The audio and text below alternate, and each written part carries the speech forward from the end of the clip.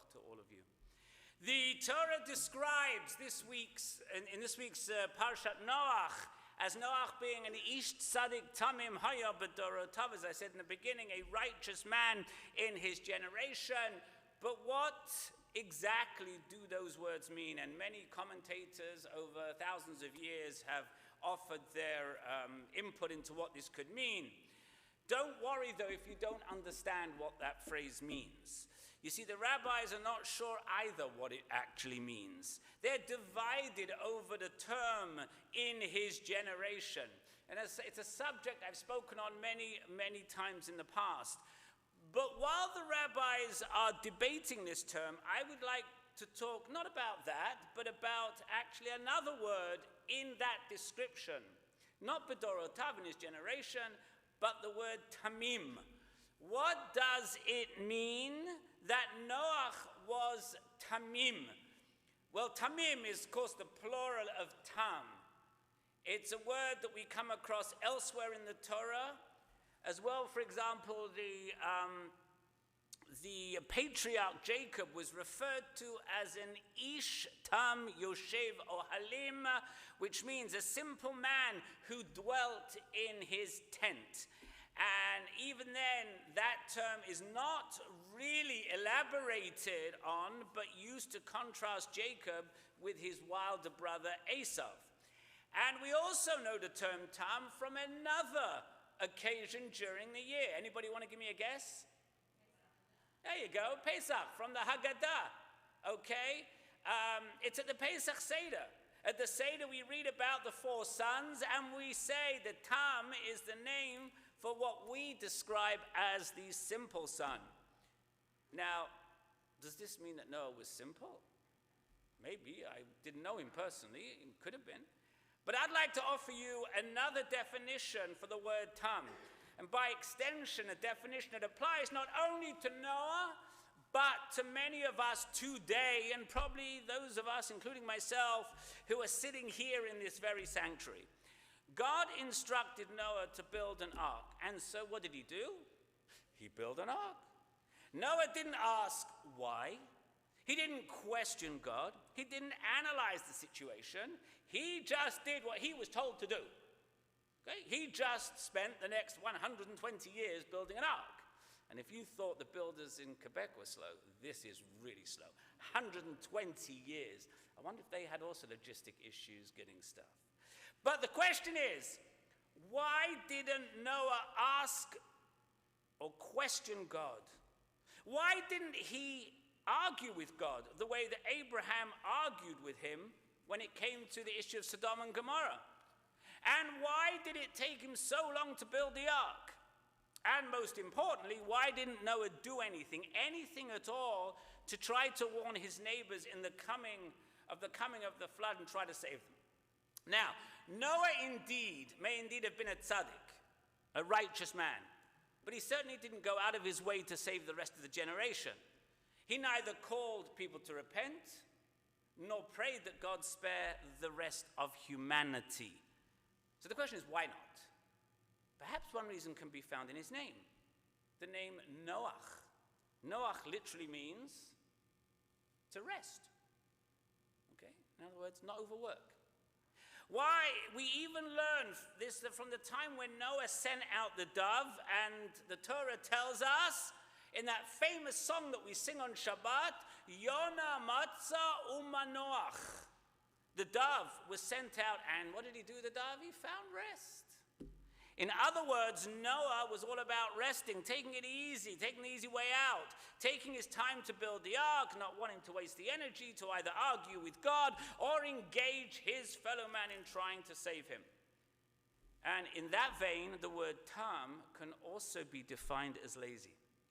The so-called simple son of our Seder is just, well, maybe he's just too lazy, doesn't really care about asking any questions at the Seder. And that description certainly fits Noah. He just went along with the events that he was told, and like, all right, I'll do what you want, just leave me alone, I'll get on with it in my own time.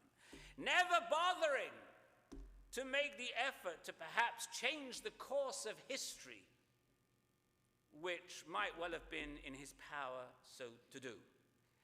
And as I alluded, that description, whether you call it lazy, simple, or merely content, certainly fits many Jews today. It certainly applies to the lax attitude many Jews have regarding the threats to Israel and the rising global anti-Semitism as we saw this week. And yes, I'll get into some of the remarks that Yi made. Is that his name? Yi? Yeah, Yi. It's an example of the modern day Noah. And I want to tell you a story, a true story which happened at MIT. A group of 35 MIT and Harvard students, 20 non-Jews, 15 Jews, were gathered together to talk about the Palestinian-Israel conflict with the public opinion guru Frank Luntz.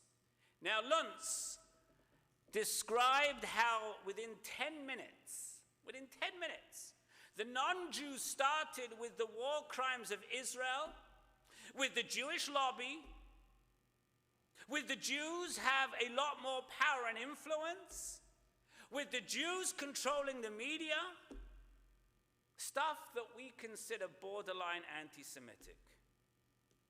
They had nothing to say about Palestinian terror attacks that had killed over 1,000 Israeli citizens, men, women, and children, whether it be on a bus, whether it be in a pizza store, wherever it happened to be. Or having a Seder, perhaps, in a hotel in Netanya. You might not remember that, but when it was Seder night, when a hotel in Netanya was blown to pieces. Or just, as I say, standing at a bus stop waiting for a bus, etc., etc. And they had nothing to say about the thousands of Hamas rockets or terror tunnels. All these students could talk about was Israeli aggression, Israeli oppression, Israeli imperialism. And remember, these are MIT and Harvard students. Okay, they spoke about that.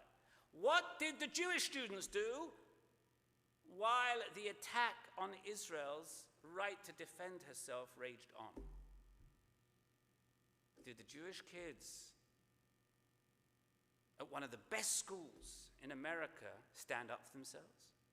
Did they challenge assertions? No, not one word. They literally sat there silently.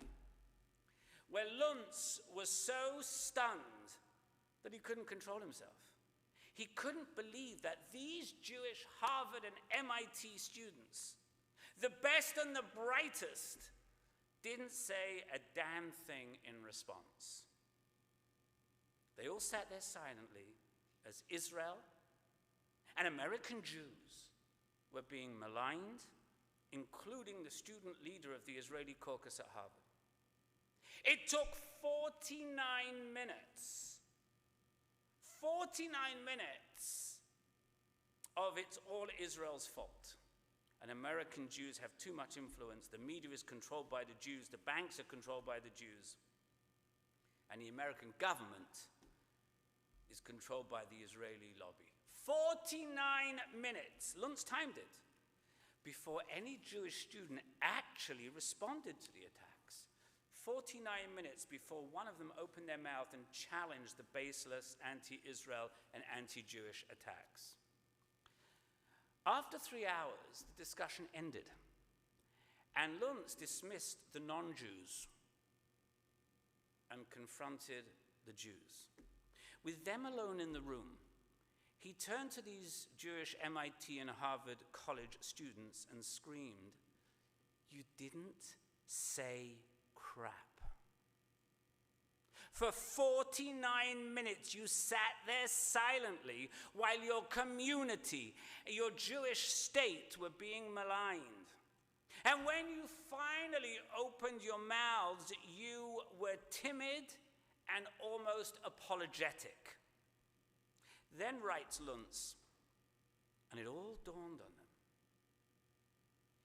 If they won't say it to their classmates, whom they know, who will stand up for Israel too? They're all looking at each other with horrible embarrassment and guilt, like you wouldn't believe. Luntz challenged the Jewish students He said, what's wrong with you?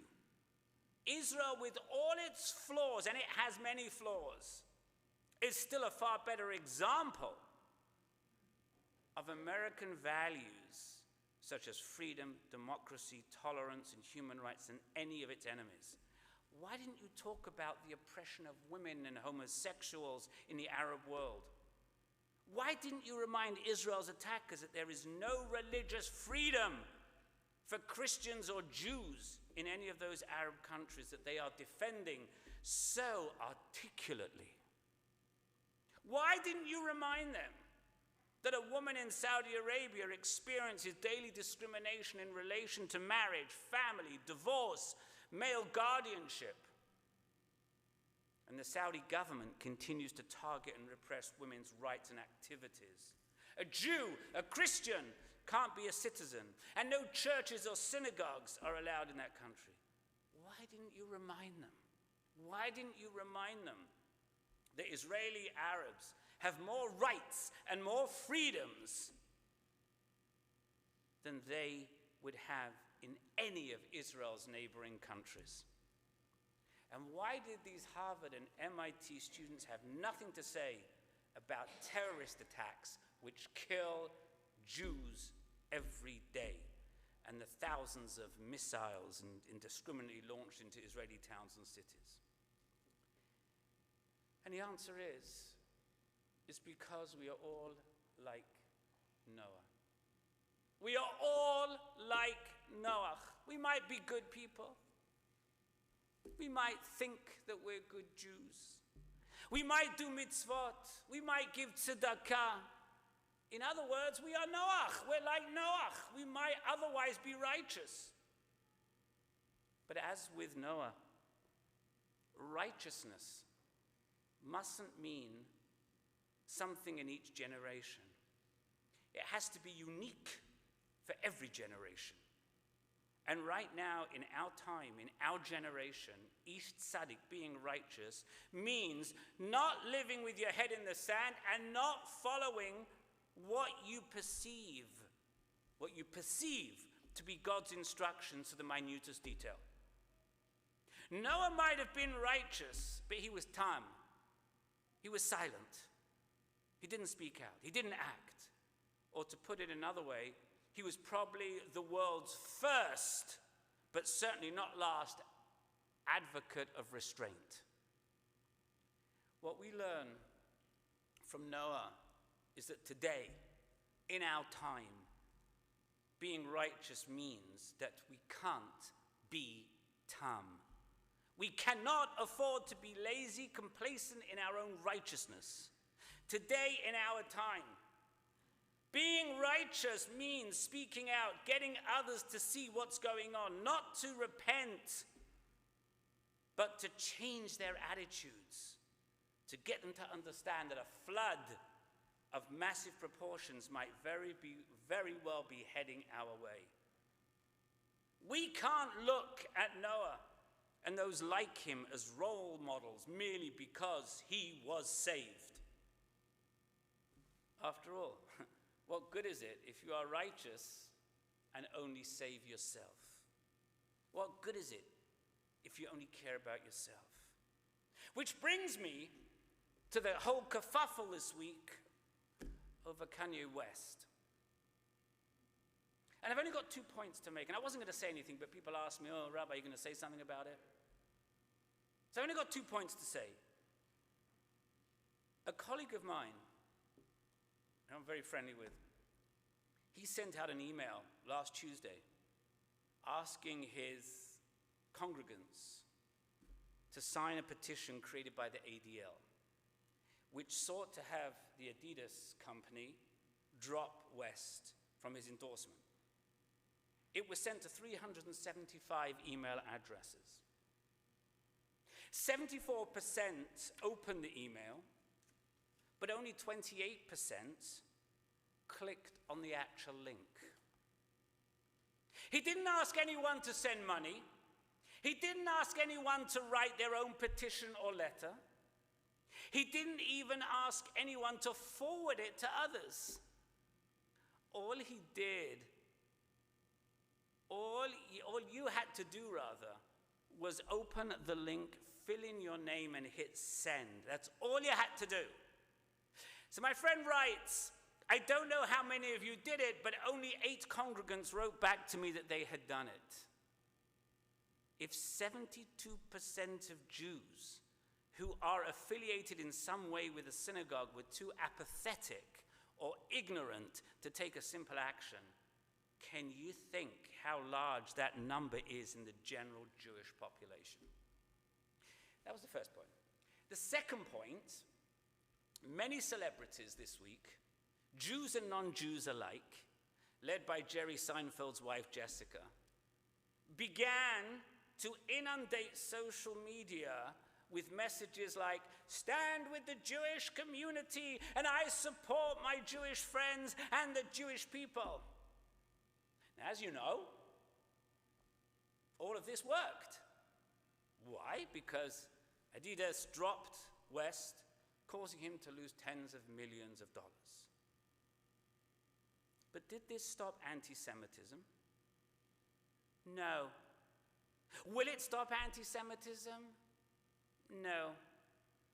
West still has 18 million Instagram followers. That's more than the number of Jews in the world.